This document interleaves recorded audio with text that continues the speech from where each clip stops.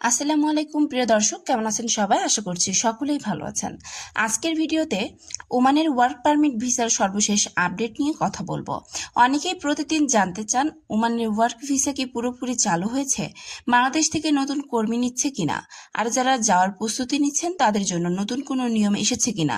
চলুন জেনে নেওয়া যাক সর্বশেষ নির্ভরযোগ্য তথ্য। ওমানের শ্রমবাজার থেকে প্রবাসী কর্মীদের নির্ভরতা কমানোর উদ্যোগ আরও জোরদার হয়েছে। চলতি ২০২৬ সালের প্রথম ৬ মাসেই দেশটির বিভিন্ন খাত থেকে ২৬,০০০-এরও বেশি প্রবাসী কর্মীকে সরিয়ে সেই স্থানগুলোতে নিজেদের নাগরিকদের নিয়োগ দিয়েছে ওমান সরকার। মূলত ওমানিকরণ নীতির আওতায় দেশের নাগরিকদের কর্মসংস্থান নিশ্চিত করতেই এই বড় পদক্ষেপ নেওয়া হয়েছে। ওমানের শ্রম মন্ত্রণালয়ের প্রকাশিত সর্বশেষ পরিসংখ্যানে বলা হয়েছে, চলতি বছরের প্রথমার্ধে কর্মসংস্থান ও প্রশিক্ষণ কার্যক্রমে ওমান সরকারের লক্ষ্যমাত্রা অর্জনের হার দাঁড়িয়েছে ৫৬.৮২%। এ সময়ে মোট ৩৪,০৯২ জনের কর্মসংস্থান ও প্রশিক্ষণের ব্যবস্থা করা হয়েছে। এর মধ্যে শুধু প্রবাসী কর্মীদের সরিয়ে নাগরিকদের নিয়োগ বা প্রতিস্থাপনের হার ৬১%, অর্থাৎ ২৬,৪34টি পদে প্রবাসীদের বদলে ওমানি নাগরিকদের বসানো হয়েছে।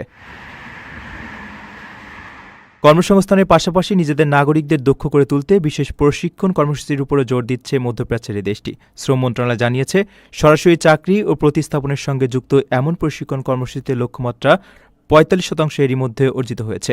এই কর্মসূচির আওতায় অন্তত ৭,৬৫৮ জন নাগরিককে প্রশিক্ষণের ব্যবস্থা করা হয়েছে, যা আগামীতে প্রবাসী নির্ভরতা আরও কমিয়ে আনবে বলে মনে করছেন সংশ্লিষ্টরা। বর্তমানে ওমান ওয়ার্ক পারমিটের মাধ্যমে বিদেশি কর্মী নিয়োগের ব্যবস্থা আগের মতোই রয়েছে।